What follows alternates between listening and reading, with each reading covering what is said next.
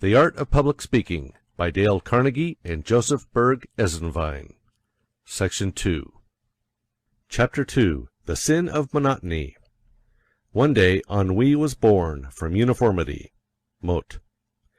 Our English has changed with the years so that many words now connote more than they did originally. This is true of the word monotonous. From having but one tone, it has come to mean more broadly lack of variation. The monotonous speaker not only drones along in the same volume and pitch of tone, but uses always the same emphasis, the same speed, the same thoughts, or dispenses with thought altogether. Monotony, the cardinal and most common sin of the public speaker, is not a transgression. It is rather a sin of omission, for it consists in living up to the confession of the prayer book, "We have left undone those things we ought to have done." Emerson says, quote, "The virtue of art lies in detachment, in sequestering one object from the embarrassing variety." End quote. That is just what the monotonous speaker fails to do. He does not detach one thought or phrase from another. They are all expressed in the same manner. To tell you that your speech is monotonous may mean very little to you. So let us look at the nature, and the curse, of monotony in other spheres of life. Then we shall appreciate more fully how it will blight an otherwise good speech. If the Victrola in the adjoining apartment grinds out just 3 selections over and over again, it is pretty safe to assume that your neighbor has no other records. If a speaker uses only a few of his powers, it points very plainly to the fact that the rest of his powers are not developed. Monotony reveals our limitations. In its effect on its victim, monotony is actually deadly. It will drive the bloom from the cheek and the luster from the eye as quickly as sin, and often leads to viciousness. The worst punishment that human ingenuity has ever been able to invent is extreme monotony, solitary confinement. Lay a marble on the table and do nothing 18 hours of the day but change that marble from one point to another and back again, and you will go insane if you continue long enough. So this thing that shortens life, and is used as the most cruel of punishments in our prisons, is the thing that will destroy all the life and force of a speech. Avoid it as you would shun a deadly dull bore. The idle rich can have half a dozen homes, command all the varieties of foods gathered from the 4 corners of the earth, and sail for Africa or Alaska at their pleasure. But the poverty-stricken man must walk or take a streetcar. He does not have the choice of yacht, auto, or special train. He must spend the most of his life in labor, and be content with the staples of the food market. Monotony is poverty, whether in speech or in life. Strive to increase the variety of your speech as the businessman labors to augment his wealth. Bird songs, forest glens, and mountains are not monotonous. It is the long rows of brown stone fronts and the miles of paved streets that are so terribly same. Nature in her wealth gives us endless variety. Man with his limitations is often monotonous. Get back to nature in your methods of speech-making. The power of variety lies in its pleasure-giving quality. The great truths of the world have often been couched in fascinating stories. Les Miserables, for instance. If you wish to teach or influence men, you must please them, first or last. Strike the same note on the piano over and over again. This will give you some idea of the displeasing, jarring effect monotony has on the ear.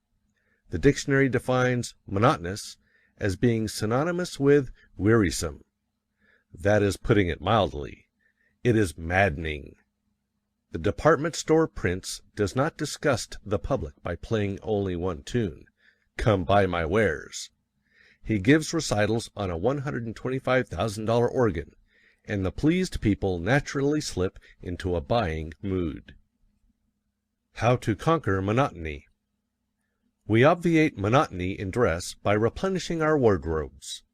We avoid monotony in speech by multiplying our powers of speech. We multiply our powers of speech by increasing our tools. The carpenter has special implements with which to construct the several parts of a building. The organist has certain keys and stops which he manipulates to produce his harmonies and effects. In like manner, the speaker has certain instruments and tools at his command by which he builds his argument, plays on the feelings, and guides the beliefs of his audience. To give you a conception of these instruments, and practical help in learning to use them, are the purposes of the immediately following chapters. Why did not the children of Israel whirl through the desert in limousines? And why did not Noah have moving picture entertainments and talking machines on the ark? The laws that enable us to operate an automobile, produce moving pictures, or music on the Victrola would have worked just as well then as they do today. It was ignorance of law that for ages deprived humanity of our modern conveniences.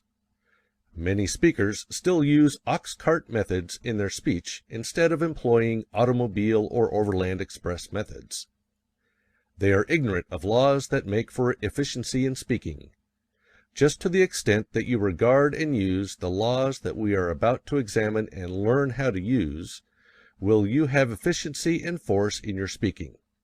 And just to the extent that you disregard them, will your speaking be feeble and ineffective. We cannot impress too thoroughly upon you the necessity for a real working mastery of these principles. They are the very foundations of successful speaking. Get your principles right, said Napoleon, and the rest is a matter of detail. It is useless to shoe a dead horse, and all the sound principles in Christendom will never make a live speech out of a dead one. So let it be understood that public speaking is not a matter of mastering a few dead rules. The most important law of public speech is the necessity for truth, force, feeling, and life. Forget all else, but not this. When you have mastered the mechanics of speech outlined in the next few chapters, you will no longer be troubled with monotony. The complete knowledge of these principles and the ability to apply them will give you great variety in your powers of expression. But they cannot be mastered and applied by thinking or reading about them. You must practice, practice, practice. If no one else will listen to you, listen to yourself. You must always be your own best critic, and the severest one of all.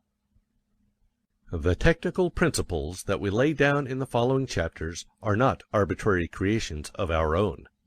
They are all founded on the practices that good speakers and actors adopt, either naturally and unconsciously or under instruction, in getting their effects. It is useless to warn the student that he must be natural. To be natural may be to be monotonous. The little strawberry up in the Arctics with a few tiny seeds and an acid tang is a natural berry, but it is not to be compared with the improved variety that we enjoy here. The dwarfed oak on the rocky hillside is natural, but a poor thing compared with the beautiful tree found in the rich, moist bottomlands. Be natural, but improve your natural gifts until you have approached the ideal, for we must strive after idealized nature, in fruit, tree, and speech.